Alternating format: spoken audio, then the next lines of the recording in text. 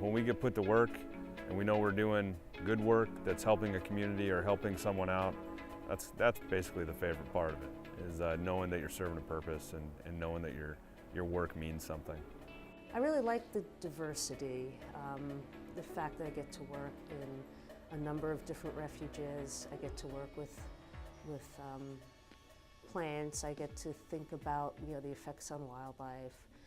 There's a great group of people in the fire community in Alaska. So one thing I always have liked about forestry is that as the seasons change, the work changes, so you don't get in a rut doing the same thing all the time. I get really excited teaching about fire because it's so interesting and it's always changing and it's just such a dynamic subject. If you like the outdoors and being in clean air and it's a good career field. My name is Jonathan Glover, and I work for the State of Alaska Division of Forestry. My current job is the superintendent for Pioneer Peak Hotshots. What I do at my job, I supervise 21 individuals that are on a hotshot crew, and our primary function is to suppress wildland fires. As a crew member, typically what you'll wind up doing is showing up for work, doing an hour or so of physical training with the crew, and then we'll get ready to mobilize either to an incident or we will do project work if we're not on a fire. If we're doing project work, typically what that consists of is cutting or thinning trees, maybe on a roadside or maybe in an area near the urban interface that might be around structures and homes, or putting in a fire break somewhere within the borough or the the municipality or somewhere like that to try and decrease potential for fires. If we're mobilizing to an incident, we're going to an actual wildfire. What our job will consist of then is cutting fire line and then plumbing hose lays or digging fire line in the ground to try and stop the progression of a fire. And we have various amount of tactics that we use and employ when we're doing that. So those are kind of our two main functions. We also can respond to really any type of hazardous or disastrous situation, hurricanes, floods, tornadoes, really anything possible. We're a pretty unique group of 22 highly motivated, physically fit and capable people that work well in a team environment and can really adapt to most any situations. We live in a very minimalistic environment where we're just ready to go. Food, water, supplies. We carry our own tents, sleeping bags, all that stuff, and it's typical for us to deploy for 14 to 21 days at a time. So we can go remote and we can really just be stuck out anywhere in the middle of nowhere and survive really well as long as we're supported with food and water. For an entry-level position, the state actually offers all of the training for free. If you're 18 years old, you can sign up to get your red card, and you just take a week-long class. You go through that, get your certification, pass the physical fitness test, which is 45 pounds on your back. You go 3 miles and you have to do it in under 45 minutes. And that gets you in the door as far as able to be a firefighter. To be on a hotshot crew, there's a national standard that's a fair amount higher than that. It helps to have experience, at least a couple of seasons under your belt as a, apprentice firefighter. But what we're specifically looking for is a really positive attitude, someone that far exceeds the minimums for physical fitness, someone with experience, people that like working in a team environment, people that don't mind arduous conditions and fairly miserable ones at that. Being in the middle of nowhere, not necessarily the best food all the time, being tired and dirty and blistered feet, and basically like a really hard camping trip is kind of the best way to describe it. But people that kind of strive in those kind of conditions and are willing to sacrifice and endure a little bit of pain for everybody else's good, and yeah, that's kind of the person we're looking for. We all enjoy helping other people, and that's kind of the fun part of this job, is being a civil servant and going out and being able to help out where there's a need. So when we get put to work and we know we're doing good work that's helping a community or helping someone out, That's basically the favorite part of it, is knowing that you're serving a purpose and knowing that your work means something.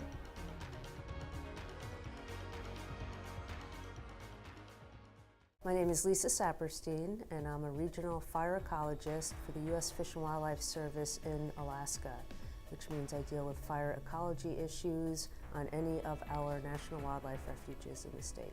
Fire ecology deals with some of the vegetation aspects before and after a fire, how things might burn, what happens after they burn severity, how severe the burn might be from an ecological, a plant, a biological perspective, as well as the effects that fire might have on fish and wildlife populations. I'll sometimes work on a computer looking at fire behavior models. So we look at things like how far the fire might spread in a given amount of time, and what different values might be threatened by the fire, say in a week or 2 weeks.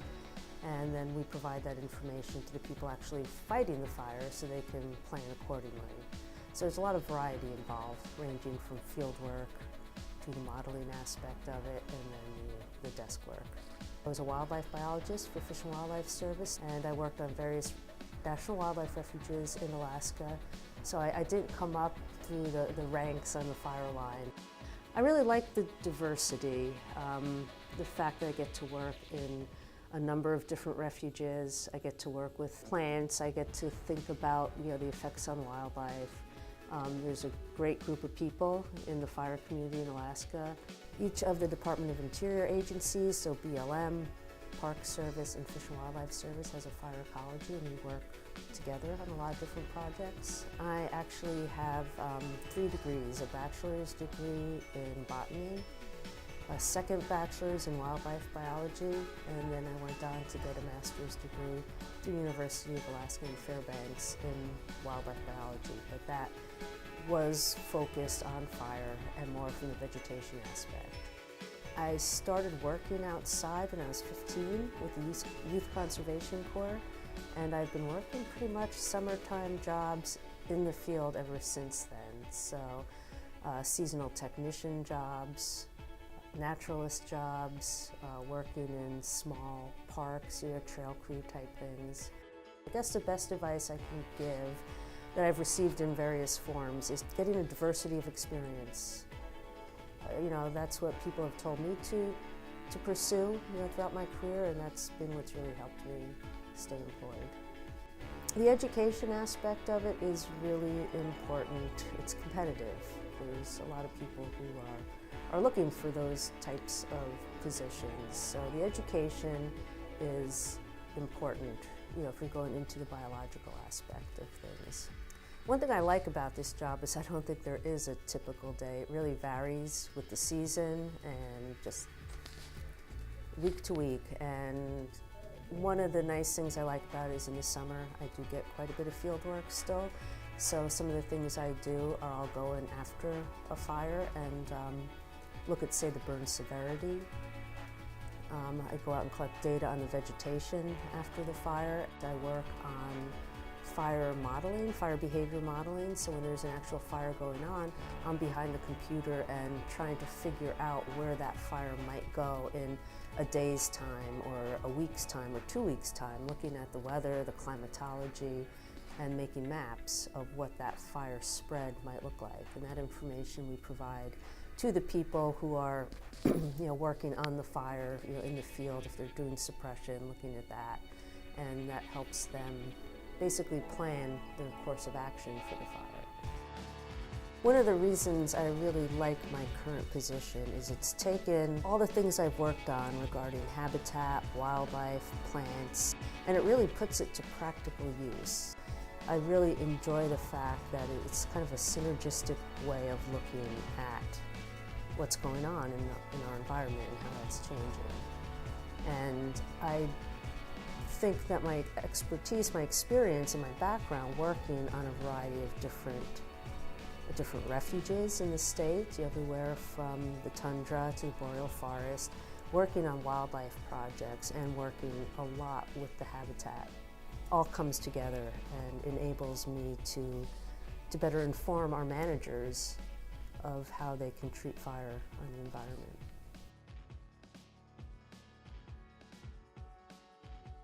My name's Nathan Lojeski. I work for Chugachmute. Chugachmute's a nonprofit native corporation, and my job title here is the forestry manager. I'm more of a generalist position. I didn't specialize in anything in particular, and I get to do a little bit of everything. But a lot of what I end up doing, I'm a one-man shop. I run the entire forestry program, and I don't have other foresters here. Yeah, so I got interested in this career when I was a kid from camping and doing stuff outside with my family. I knew I wanted to be able to work outside, not be stuck inside all day. And so I knew you needed to get a 4-year degree from college to become a forester. And I don't know, I guess I was lucky. When I graduated high school, I went to Northern Arizona University, and I declared a forestry major when I started as a freshman, and I never switched. So I knew right away that was what I wanted to do. And a 4-year degree is enough to get a lot of forestry positions, but I ended up sticking around. I did two additional years and got a master's degree. I guess once you get a forestry degree, there's a lot of different career paths you could take with it. I mean, you could specialize in like GIS, and you could just work on a computer and do mapping and modeling work. I mean, there's positions for that. There's folks who have PhDs in that, and that's all they do. So they do remote sensing, where they're using satellites and computers and all kinds of technology and doing modeling stuff. You can get a 2-year technician's degree in forestry, and you're the guy who's out in the woods all the time. You're doing timber cruises. A lot of foresters are firefighters and get into fire management, which is a whole beast in itself. There's certain folks who've got forest engineering degrees, and they build forest roads and they lay out timber sales. If you've ever seen some of those logging reality shows, they've got the guys running the big cable skyline systems and all that heavy equipment. They usually have a forest engineer who kind of determines what type of equipment or what kind of ground and how to lay out that sail so that the equipment will function properly. One thing I always have liked about forestry is that as the seasons change, the work changes, so you don't get in a rut doing the same thing all the time. Because in the spring it might be tree planting season, so you're planting trees, and in the summer maybe it's real good operability, so you're out doing field work because you can get places, or folks can get in and log.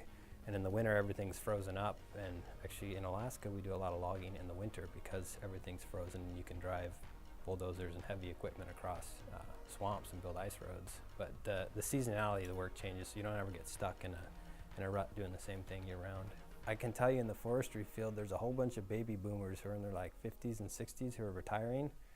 And there's a whole bunch of people coming out of college, and there's not a lot of people in between. So these folks in between are having to jump to these more upper level forestry jobs, and there's just this vacuum in the field of forestry, and we're having problems recruiting new people to come in. So there's lots of job opportunities in forestry, or even it could be natural resources management. There's degrees in natural resource management, which aren't forestry per se, but they're really closely related. They cover the biology, the recreation, the forest ecology, and that sort of stuff. I think a lot of the experience you get in forestry is from on-the-ground work. I worked in the Peace Corps for a little while doing forestry in West Africa, and that was pretty cool. It was, learn a different language, see a different culture, and get to do some forestry work in a totally different environment. This was real neat. Some of the stuff you do, you have to wait a long time to see results. You plant trees now, and maybe 50 years or 100 years later, they're grown. Other things are instant. So, for example, I designed with some colleagues a fuel break for the city of Sterling. And it's a fire barrier that's supposed to help firefighters keep a fire out of the city if one starts outside. And now we're constructing this fuel break around Sterling, and so I can go out there and I can see. A month ago, it was just a thick forest, and today parts of it have been thinned out and are an area that's defensible from a wildfire. A good piece of advice is just to work hard, and a lot of what you can get in life isn't necessarily based on how smart you are, but are you willing to learn something and put the time in and do some work, and having a good attitude and being willing to work hard towards your goals can get you places.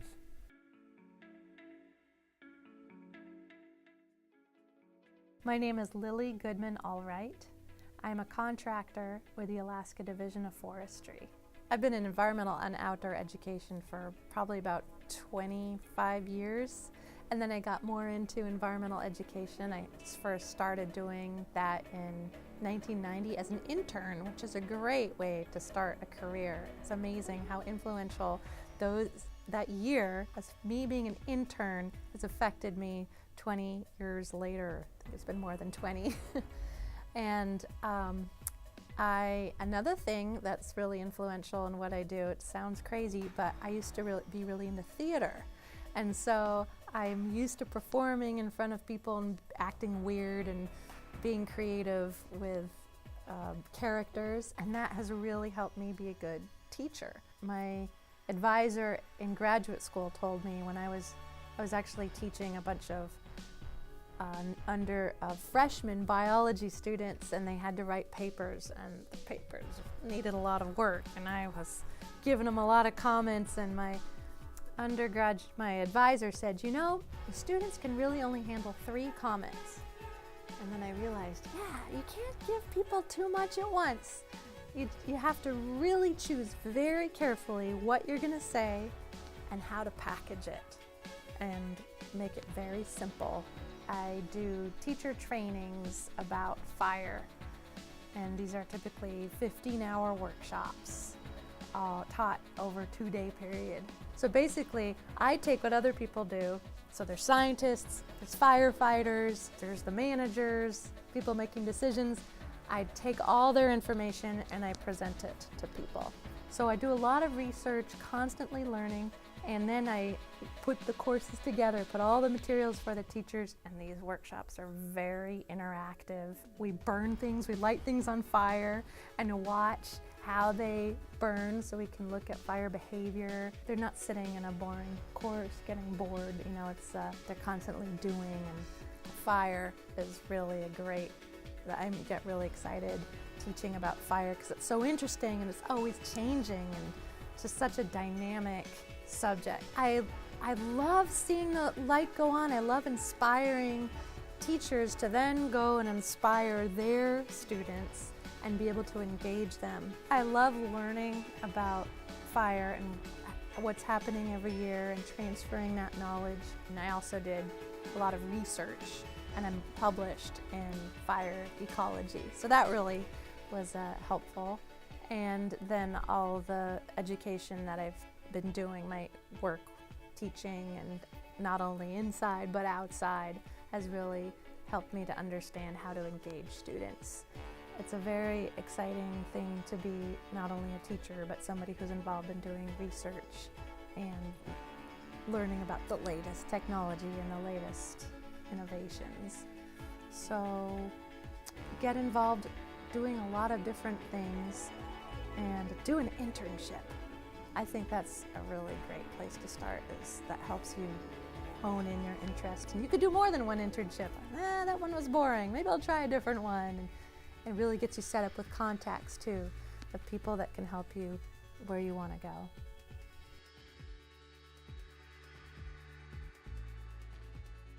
Hi, my name is John C. I work for Anchorage Fire Department. I'm the Public Information Officer, Forester, and Wildfire Program Coordinator.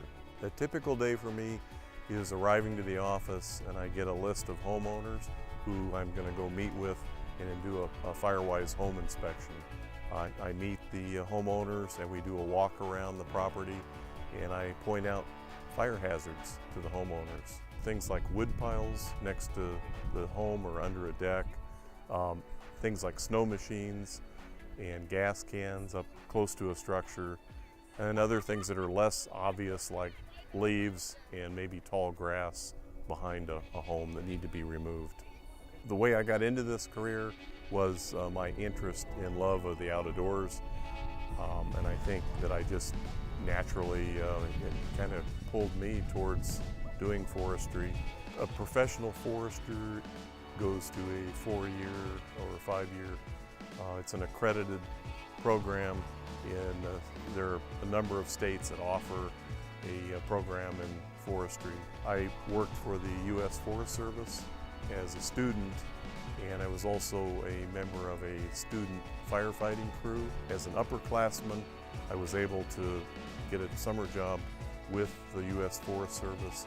My job focus was more on firefighting in those days. When we weren't fighting fires, we cut down hazard trees that were around the campgrounds. And I think some of the best advice that I have gotten is that this career requires people who like working with other people, and a lot of the folks that go into forestry or natural resource management are folks that just love the outdoors.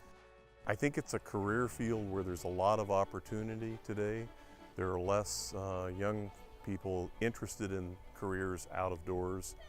I think that the downside is we work in all kinds of weather, all 4 seasons. You have to be prepared to go out of doors even when the weather maybe isn't great. But the flip side of that is it's really enjoyable, I think, being out of doors. And I don't spend the entire day outside, but I spend a lot more time than people in other professions like insurance sales, business, other careers. So if you like the outdoors and being in clean air, and it's a good career field. The favorite part of my job is dealing with the public and meeting a homeowner and showing them how little changes they can make around their home can make them a lot more fire safe. I do lots of presentations with groups, and so spreading the word, explaining how to be fire safe, that's the most rewarding part of my career, I'd say.